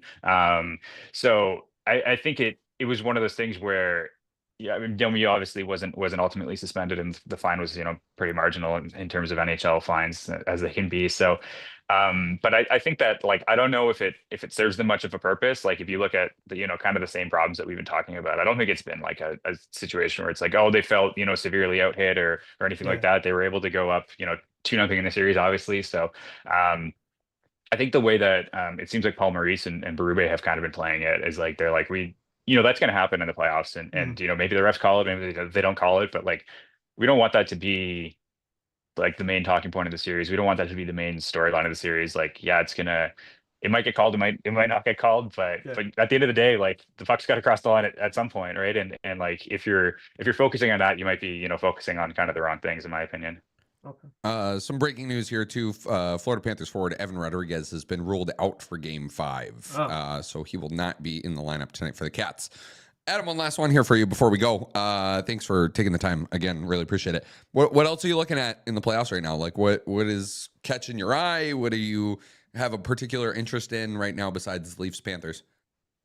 Yeah, I mean, I think up in Canada, there's always kind of a general interest in the Canadian teams, just kind of seeing how they're doing. It's the ongoing debate that everybody seems to have with whether you'd like a Canadian team to win the cup or not if your team's out of it. So what is your answer? I think in Toronto, a lot of people just want to see Toronto win the cup, and That's fair. They kind of they kind of enjoy the playoff runs of other teams. I think honestly for me, it's always kind of been a kind of a scale to see like how invested somebody is in their own teams. Like if they're a casual fan, they'll be more, I think, willing to jump on the bandwagon of other teams. Whereas if they're a diehard fan, they'll be like, "Oh, I'd never cheer for those guys." But so yeah, just some intrigue, obviously, to see if the Jets are able to turn things around, and if the Oilers will be able to close it out, and kind of how far that goes. And yeah, once you get into the conference finals range, that's when kind of obviously there's a huge media focus on it, but it seems like once you get a Canadian team in the Final Four or potentially multiple, that kind of becomes the lead story on the national media every night kind of thing. So yeah, I think I'm very curious to see if Edmonton will be able to keep the momentum going, and if the Jets will be able to turn it around. Very nice. One last question: do you think the Canada drought? Do you think it ends this year? I'm gonna go no. I don't know. I think I mean it hasn't ended yet. So even though it's been pretty good, I think everybody's looked a little bit shaky. So yeah, I mean it would be fun to see for sure. And I think there's a lot of fan bases that are dying for it. But I feel like the Oilers is like all the teams have just shown a few too many cracks, and maybe so. I don't know. I've liked what I've seen out of Dallas so far, but anything can happen obviously at this stage, and they've got 3 horses in the race since for the first time since '04. I believe that they had 3 teams in the final 8, which seems wild, but yeah, I'm still not betting the house on it. Adam, you're great. Thanks so much for doing this. Really appreciate it. Enjoy tonight's game, and everybody go check out Adam's work. It is really good. So thanks again for taking the time. Really appreciate it. Thank you. Have me anytime. Yep. Have a good one. Of course. That was Adam Laskaris from the Daily Hive and Offside Media. So thank you to him for taking the time. That was a good conversation in anticipation of tonight's pivotal Game 5 matchup in the closest series we have in the second round of the Stanley Cup playoffs. Okay, Justin, thoughts on heading over to a Mount Rushmore really quick before we come back and wrap up tonight's last game? Let's do it. Yeah, unfortunately, it wasn't a very good one. Well, I won't spoil it, but for me at least. All right. The Mount Rushmore of the best hands team from Chicago Hockey Radio. We'll be back in a few. Okay, everybody, welcome in. It is time for the Mount Rushmore of best hands team. So the silkiest mitts, the smoothest paws, whatever you want to say. It is the guys who had the best hands in the National Hockey League. Current active players or retired National Hockey Leaguers. And with the first pick in the draft, it is Team AI. It is Team Raven and Tim. We'll throw it over to you guys to see if you can screw this one up. And I mean, I wonder who they're it's gonna not hard. It's Pavel Datsyuk. okay, Whoa. Oh, okay. Okay. Pavel Datsyuk. I mean, that's a fair one, but there was another guy I was probably thinking of. No, There's plenty of guys. That's the guy. That's the guy. That is like the all-time guy. Who's I next? Tassos? That's debatable. William Nylander for Tassos. There you go, buddy. Yep. Thank you. There we go. We can move on. I'm gonna go with Alex Kovalev. What? Yeah. For those who don't have visual on this, Justin and Well- Lee just looked at each other over. Lee Zoom, just got the and gift of a lifetime, man. Holy shit, he's so lucky. Give me. I mean, I guess I am too. Give me Brandon Bolig. I'm just kidding. There you go. Patrick Kane. Patrick Kane. Patrick Kane. Patrick Kane. How is Patrick Kane picked Crazy, third? shocking. I mean, these guys are just unserious about winning. I understand Kovalev and Datsyuk are like amongst like it's not outrageous because they aren't some of the best stick handlers ever. It's just outrageous because we're on a Chicago Hockey Radio, you know. Yeah, what are we doing? All right. Well, this is kind of another easy one of four. I mean, give me Davo, Connor McDavid. Thank you very much. Solid. Yeah. You do have another pick, remember? Yeah, and you know, I'll just keep this train rolling here. Maybe not necessarily. He's a good stick handler, but I'm just thinking hands in general. Great backhand too, as good of his forehand, similar to Kaner. Give me Sid the Kid, Crosby. Good pick. Yeah, David and Crosby. Good pick.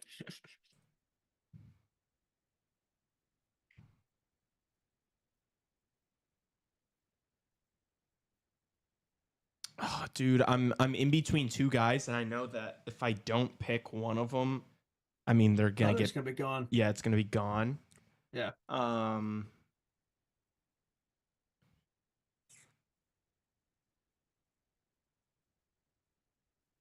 right. I'm gonna go. Yeah. This is maybe not the best. I'm going Jack Hughes. I mean, he's got the best. Right now, like. I mean, he's kind of like Kane. From that standpoint. Yeah. And I think I see the vision. I think he just got voted like the best hands in the league by his peers. So. Really? Yeah. Okay. Yeah. Well, fair enough. Well, they're saying it. I'm going to go Mario Lemieux. Yeah.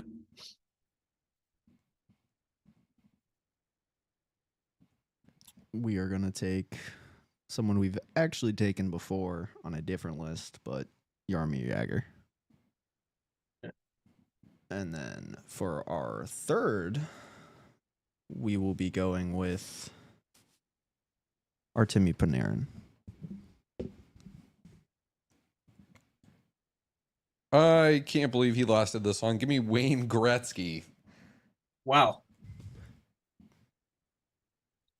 Probably have to have pretty good hands to be the best, to score all those points. You would think so, yeah. According to First Lido, day. Plumbers. Probably wasn't beating it into a square too often. Could have lifted the puck though, could he? I'm just kidding. Yeah. No Michigans. No. Oh wait. Thank you. All right. Oh, Lee's gonna fuck me now. Is it my turn? Yeah. Justin already has McDavid. I feel like I kind of have to do that to you because if you have McDavid, Sid, and Bedsy, you're gonna cook. I'm gonna take Connor Bedard. That's so you. This is a terrible list. Half the room over here is. Yeah, This He has isn't a real Kane list, Bedard. this is dude. very strange. He's got unbelievable hands. It's not like it's Bedard a has bad awesome pick. hands. That's not a bad Yeah, pick. Are you we're guys acting crazy? like we're This is acting the like best what? players of all time. Are you what are we talking Connor about? McDavid. Best I mean, Connor hands. Bedard can stick handle the puck better than any player who played in the fucking 80s, dude. Without question. Yeah, if Jack Hughes is a crazy pass, Bedard, like it's similar, same idea. Yeah, Jack Hughes was a crazy pick. the players now are way better at stick handling than the players were 30 years ago. Yeah, Bedard could do things with the puck I stick that nobody could do in the 19 what are you before the doing? 2000s. What are you era merchants? We'll see how that goes with when it comes to people on Instagram choosing who is the best. Again, best this list. is a similar idea for me, but definitely even dumbed down even more than that. Even he's really just known for his hands because Joe this is what we're Veleno. going for. Trevor Best Zegras. hands. You do it. I Yep. knew it. I Trevor knew you Zegras. too well. That's a totally fair pick. It is, it is. He's got Instagram unreal hockey, hands. man. Yeah. Like nobody has more Michigans than Trevor Zegras. Like, come at me, bro. Yeah, That's a fair one. He's a TikToker. I think Zegras is a better pick than Bedard on For, Chicago for Radio. hands. Bedard For, and for Hughes, just yeah. hands. for hands. For yeah. just hands. For hands. Maybe. Jack Hughes is like, I literally just told you, like people in the They league put think Zegras he's- on the cover because of that stuff, though. Like, you know. That's cursed him. All right, we'll see who do you have? You have, let's see if Lemieux gets you more picks than Connor Bedard. We'll see. Lemieux and Gretzky and Yeah. Yeah, This then one's Patrick actually Kane. Yeah, we'll see. Yeah. This one's actually an older one, but I feel like he's one of those players that kind of revolutionized like, stick handling, like one of those like skilled Russian players in the 1990s. Give me Pavel Bure. Yeah. Kind of one of the first ones that kind of revolutionized that. Yeah. The Russian invasion. Yeah. I gotta have a history guy in here. I can't just be modern players. No, dude, you should have picked, Brandon whatever. I think I'm gonna wipe. You should have picked Brandon Saad, dude, because it's What? it's 2025 and clearly he has better hands than Pavel Bure. Well, no, nobody said that. The argument I made is Well, true. Keegan That was a Colasar. horrible. You've completely failed to have a counter argument that's even slightly coherent to You're right. what was said. Lee's last pick is Will Smith. I'm gonna take Will Smith with my last pick. No, Mac was celebrating. I'm between a couple of Macklin celebrating. between a couple of I'm gonna Russian take Gavin guys. McKenna, actually. Michael Mason.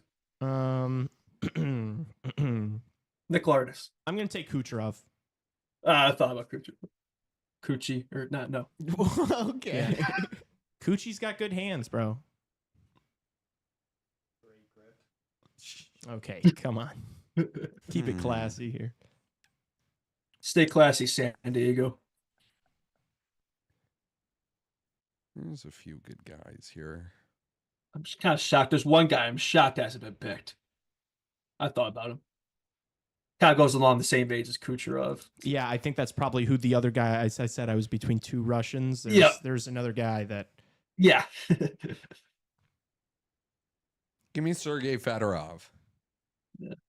Was that who you were thinking of, Justin? Actually, you said Russians. No, there's actually not a Russian, but a current player who has really good hands. Oh, okay. Yeah. Sorry, I didn't hear the Russian part. For our last pick, we're gonna take Johnny Gaudreau. Oh, that's a really good one. How did I not even think of Johnny Hockey along the same age as Patrick Kane from that standpoint? Yeah. Wow.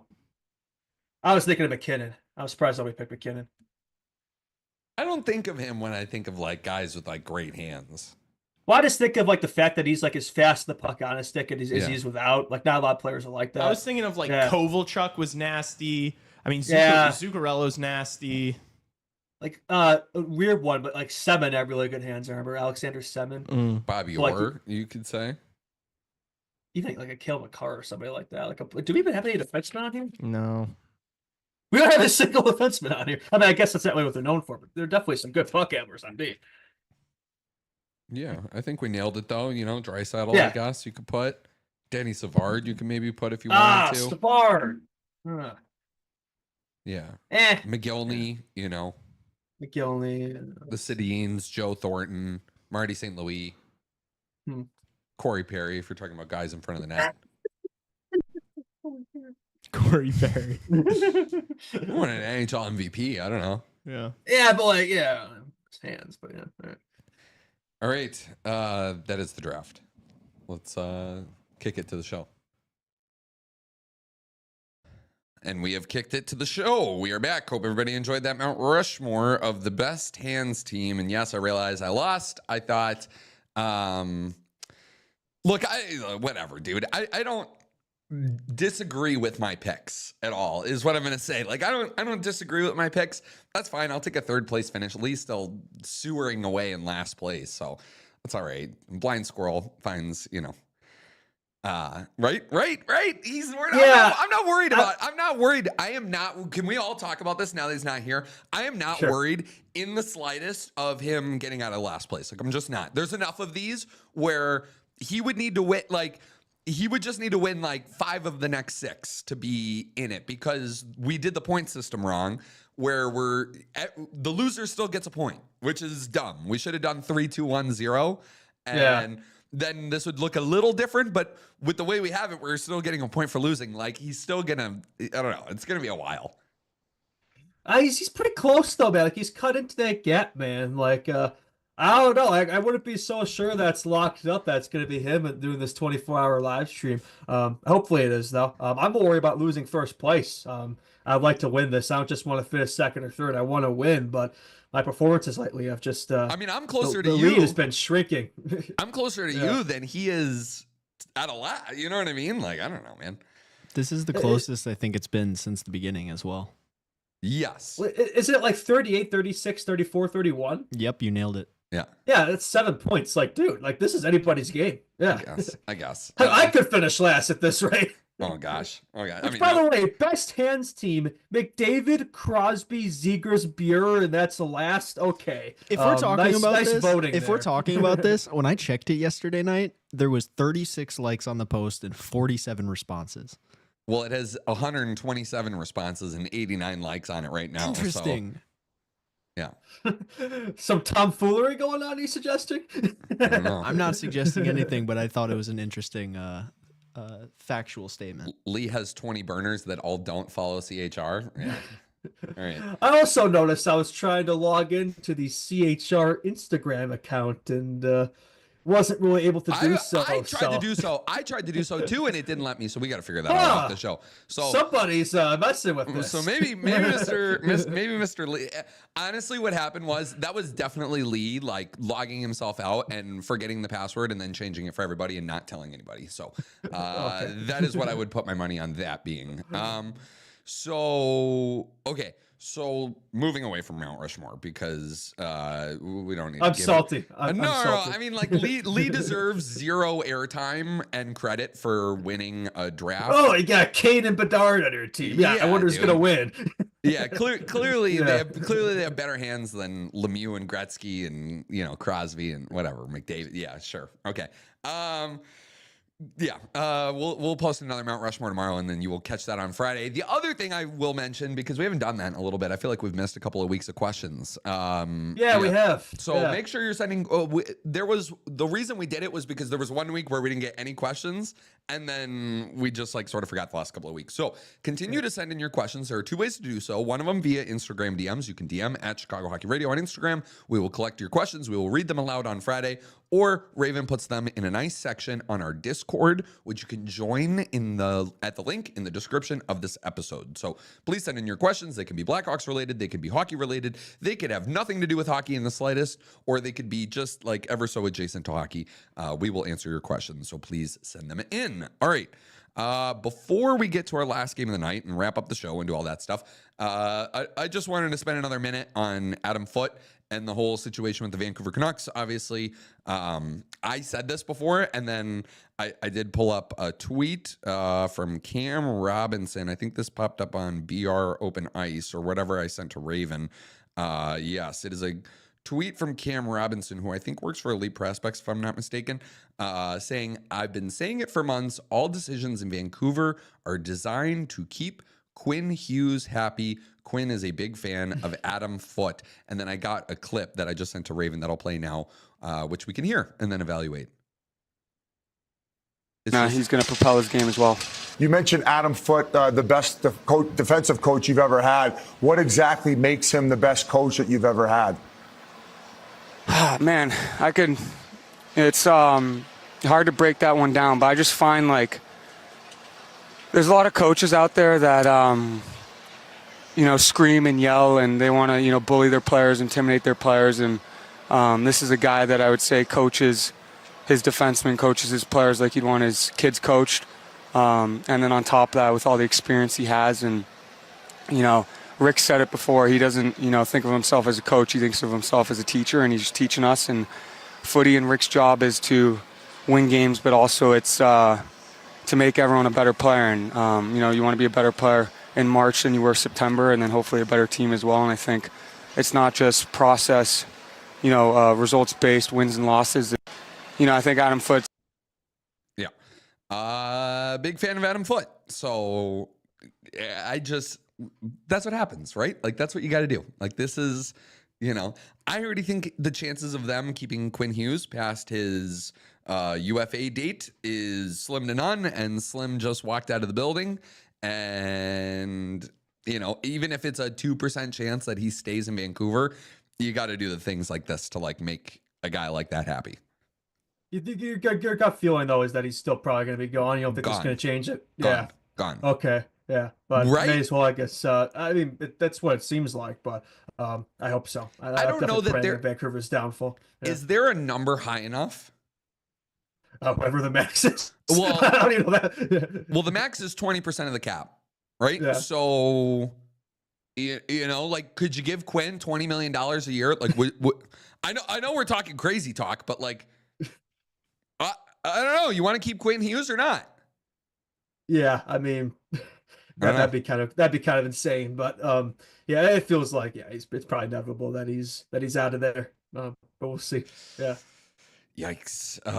There will be articles written and studies done on where the Vancouver Canucks were at a year ago today versus where they will be at a year from now. Seriously, dude, they had like 6 All-Stars on that team. Like, how did they collapse in the span of a year, like so quickly? Like, kind of reminds me of like the 2021 to 2023 White Sox, kind of like, almost close to the top and just fall apart, like just seamlessly that quick. So really odd situation there, but could happen to a better franchise. I'm all here for it. Yeah, agreed. Okay, so let's stick with the teams that are in the playoffs. The other game tonight, we've already kind of talked about this series a little bit. It is the Edmonton Oilers and the Vegas Golden Knights in Game 5, with the Oilers having a chance to punch their ticket into the Western Conference Final to either play the Dallas Stars or the Winnipeg Jets. What do you think is going to happen tonight in the late one? It's so hard predicting these Oilers games, man. Yeah. Like, I want it. Like my brain says Vegas is too good. They're not going to be eliminated in 5 games. Like, that's too quick of a series.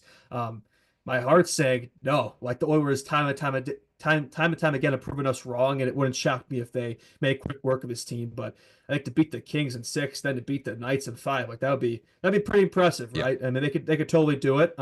Especially after that game the other night and one day, like they just seem so good, so locked in. So it'd be hard to see Vegas just suddenly turn around. But they do have home ice here. Maybe that helps. They haven't won at home in this series. Maybe they're due for a win at home. Yeah, I'll say the Knights come away with this one. That's not a confident pick at all whatsoever. I could easily see the Oilers ending the series tonight, but Vegas surely gets a win at home and stretch it to 6. And I don't think they're going to win the series. The Oilers got this covered in probably 6. But for tonight, I think Vegas extends it. I did say earlier, if there was one team I could say maybe pulling off a comeback, it was Vegas. So I feel like I have to predict Vegas to win if I'm going to be consistent there. So I'll say Vegas edges out maybe a 4-3 type of game or something. Yeah. What I wonder about between today and tomorrow, before our next show, there will be 4 hockey games played. Which of the teams down 3-1 looks the most down 3-1? Who goes out there tonight and completely looks checked out, like ready to pack it up and hit the golf course. And, because I could see tonight happening with Vegas where they just go out there and they're done. Like, really? Yeah. You think so? Yep. If it was a road game, I might agree, but you don't think they might get up for being at Vegas? So. I do. I do think the building's going to be really loud tonight. I do think that there will be some buzz in there. I just see, like, if Edmonton gets the first goal, or God forbid the first 2 goals, like, I see the life being sucked out of there real quick. It's fair. It's fair. It does feel like they have to get off the. If Lee was here, bring up his keys, and I'd say they probably have to get off the hot start here and play with the lead. If they're chasing, then that's it's probably not. It's probably not going to go well for them. Yeah. We'll see. The Jets might end up dead tomorrow, though. We'll see. Like they could go out there and just not even play. They could put the Manitoba Moose out there tomorrow, and they might get the same effort. So. Honestly, Tassos, like my brain is telling me honestly that all three of these teams are dead. Done. I don't like these could all be. I'm not just saying like they could all be 5-gamers. Honestly, like if there's one, I think both the Thursday games. If we want to tee those up, I think both of those both of those series will probably finish on Thursday. Honestly.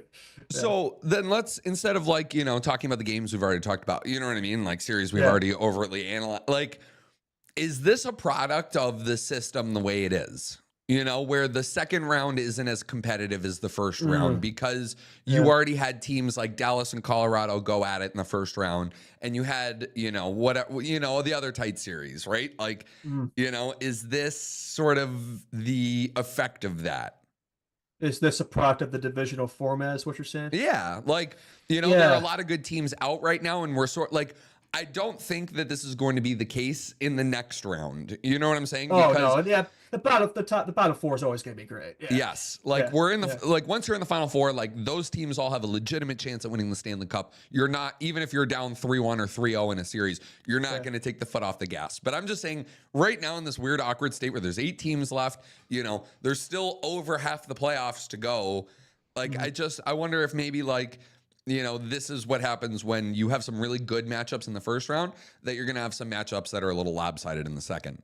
Yeah, and I feel like it's not just this year, too. I feel like it's been a theme, since, I'd say, maybe 2022, where it's like the first round has been absolute cinema because they're probably getting some matchups that, traditionally wouldn't be first-round matchups. I mean, we saw it with that Dallas Jets series, for instance. And then the second round seems to be a little bit anticlimactic compared to the first round, a little more predictable, right? The series not quite as close. I mean, 3 of the 4, as we're looking at right here, pretty much feel like they're done. So maybe they're not. Maybe these teams got comebacks in them, but it doesn't really feel like it. I mean, the fact that at least Panthers the closest series. I mean, maybe you would have predicted it, I wouldn't have, but it does feel like it might be a little bit of a product of the system. Because I don't think it's just a this year thing. I feel like I've noticed it the past few years, honestly. No, I agree. Developing. Yeah. And I think in terms of what you do about that, well, I don't think anything's going to be done about it because it seems like they love this system. I know we've talked about a lot in this show that I don't think any of us really love it, but if the NHL likes it, then I don't think it's probably going to change. But I do think the conference format would probably stuff with that because I feel like back in the day it used to be the opposite, where sometimes the first round there might be some stinkers, but it's like each series after that got so much better because the competition ramped up. So meanwhile, you look at a team like the Dallas, and I feel like it's gotten easier. So it's odd. Yeah. Yeah, no, I agree with you. And you know what? I don't want to do playoff format talk because we've done a lot of it. However, we've done a lot, I know. Yeah. The one point I will make about it though is I did hear discourse during the first round that there are, this isn't a thing that we started. Hey, go back to 1 versus 8. People have been having this discussion for years. This has been a discussion for years. But then what happens is the first round is so great that when it's happening, the people that are go back to 1 versus 8 are actually well, this isn't so bad. You know what I mean? Because the first round is so good. We've even had some discussions on here of doing 1 to 16. I think that would be the ultimate madness. Wow. I don't know if as a hockey, I consider myself a hockey purist. I'm not an old school guy, I don't want to bring back 2-line passes or anything crazy like that. You know what I'm saying? But, the traditionalist in me does, the 1 to 16 is a bit extreme. But anyways, that's kind of nuts because then what's the point of the conferences and stuff? That would be, it'd be different though. It'd be different. You could get but you could get some crazy Stanley, you know what I mean? You could get some Boston, Toronto in the final, that'd be cool. Yeah. It'd be nice to see some interconference type of matchups. That would be interesting. Yeah, Chicago, LA for the cup, dude. That'd be crazy. Yeah, well, that's what should have been 2014. But it's an interesting idea. But yeah, no, it's a little too out there for me. Yeah, but it'll be fun. Yeah, I mean it's a little bit of what we saw, I guess, in 2020, 2021. The formats were different because of the bubble, and those years are kind of different. The matchups, the divisions are kind of screwed up. So it was fun for a little while, but I wouldn't want that, permanently. Yeah. A few notes here about some things. So Jesper Boquist will be replacing Evan Rodriguez in the Florida Panthers lineup ahead of Game 5 tonight. And then an update yesterday from Oilers head coach Chris Knobloch on Matthias Ekholm, who has not played at all through the Oilers' first 10 games of the Stanley Cup playoffs. Apparently, it is a very real possibility that he could join the Oilers next series if they can get to that point. So, oh, no way. That could be a big boon for them if they are able to get Matthias Ekholm back into the fold, arguably their best defenseman. And you got to say this, for a D-core that is Darnell Nurse, Evan Bouchard, Brett Kulak, Jake Wallman, John Klingberg, Ty Emberson, and Troy Stetcher, to be up 3-1 on a blue line that is Shea Theodore, Alex Pietrangelo, White Cloud, McNabb, you know what I mean? Like, that's pretty good. Yeah, and it just goes against everything you normally think is the case in the playoffs, right? They always say defense wins championships and all that, but for the Oilers, it appears offense does. So it drives a ship. But they're decors. It's been, if they could get Ekholm back, because that's kind of what they're missing right now. It's just that reliable defensive defenseman, right? If they could get him back, the fact they made it this far without him, and they're just going to be fully healthy. That'd be tremendous for them. Huge. The impact he can make, especially on a guy like Bouchard, especially. Yeah. All right. Anything else before? Oh, you want to do Thursday's games? I mean, you think both of they're done? Like we're done here. Like this all wrapped up. I think so. Yeah, maybe. I think they're done in terms of the series for sure. I don't think either of these teams are going to pull off 3-1 comebacks, but maybe the Caps could extend to game 6. Game 5 at home, but just the way that last game looked, though, the Canes have just been dominating them. Hasn't really been close. So I thought that'd be more of a hard pick than a brain pick. Yeah, it feels like the Canes are probably gonna. They took care of the Devils in 5, and it wouldn't shock me if it was the same case here. The Caps are a better team, but honestly, they haven't really made them look like it. It's kind of looked like the same exact series, copy pasta here. That's just kind of what they do. So it wouldn't shock me if they finish this one for sure Thursday. Yeah. Yes. I'd like to think the Caps can get a win tomorrow on home ice, right? Like, yeah, just extend it. I want them to, but it goes back to the Oilers Knights thing though. It's like the back of my head's like, nah, just don't overthink it. The Canes have been the better team. They're probably gonna take care of business, and I think for them it'd be ideal for them to have the series be as quick as possible, because that Leafs Panther series might go for as long as it could possibly go. So if they want advantage in the next series, I think a little bit of extra rest, a few extra days off, an easier second round series could be a benefit. Or it could not be a benefit. It doesn't always work out that way, right? So, especially for them, they've done that in the third round, where they kind of once they play a team that's closer to their caliber, it kind of falls apart. So, we'll see. Yeah. All right. Anything else? Stars Jets. I guess that one I could say pretty confidently is over. I know the Jets won the President's Trophy, yada yada. No, that series is done and dusted. I mean, I know they've been a better team at home, but I mean, even the Stars have been the one team that's been able to beat them at home. So I think that's going to continue. So yeah, like I said, the Stars feel like a team of destiny. They're my Cup favorite. So yeah, I think they're going to take care of business here and take it in 5. Yeah. All right. I agree. And for those of you looking for a little bit of extra playoff hockey fix, the PWHL playoffs are also going on too. So shout out them. The Ottawa Charge 1 game away from the final. They are up 2-1 on the Montreal Victoire. And the Minnesota Frost, the defending champions, have a 2-1 series edge on my Toronto Scepters. So, they had a barn burner game 3. It was like 7-5 game 3. It was a really good one. So if you are looking for some extra hockey, there's the Stanley Cup playoffs, there's the PWHL playoffs, there's the World Championships. One more point about USA's game in the World Championships today. I incorrectly said that they blew a 4-1 lead. They actually blew a 5-1 lead, Justin. And do you know who had a hat trick? Tage Thompson. And Steen Solberg of Norway, the defenseman that was a first-round pick by the Ducks last year, had the first hat trick of the World Championships, actually, before Tage Thompson put his third in the net in overtime. So 1960, baby, 1960. Let's get that win here. If the U.S. wins the World Championship, the Leafs are winning the Stanley Cup. Like, that's how it works. I'm sorry. But, like... So I'm actually now, you know what? Now I'm actually rooting for the U.S. to win the World. Oh, okay. No correlation there, I'm afraid. But I guess you're thinking of the 1960 thing. Yeah, I guess that's your thought process there. Well, the good news is, this U.S. team, I don't think it's going to happen. That Canadian squad is too loaded, and the fact that we're such a hard time against these third world nations, I don't think this is going to be the year. Have you seen? Do you know the guy Hockey Illuminati on Instagram? Have you seen that guy? So he's a little goofy, he does these Toronto guy. Big Leafs guy. I think he played like Division I hockey as a goalie or something, but now he does like this stuff. He went on Chicklets, and I think he's buddies with some of the guys now. So he every time there's, for those who don't know who this guy is, every time there's some even just whatever it is, 3 generations away, a connection to the He's always Leafs. looking for a number or something. Yeah. So I saw a video that he posted. He's like, if you're cheering for the Leafs, he calls it the portal. Have you heard any of this at all? So he's like, he calls things that are good for the Leafs winning the Stanley Cup, they're good for the portal, is what he says, right? It's good for the portal. So he's like, all right, NBA Finals, what team are you cheering for that's good for the portal? And apparently it's the Indianapolis Pacers, because they were founded in 1967. So that is your... There's a term for this where I forget, there's a word for it that describes that type of thought process where people look at numbers and how they match up and why it means that the certain team's going to win that year. I couldn't tell you the name for it. Somebody in chat can maybe figure it out for me. I want to say it starts with a G or something, but his name is Hockey Illuminati, so I shouldn't be shocked that he does a lot of that stuff, that type of thought. But I guess for the Leafs, we haven't won in almost 60 years. That's what's going to turn you into, right?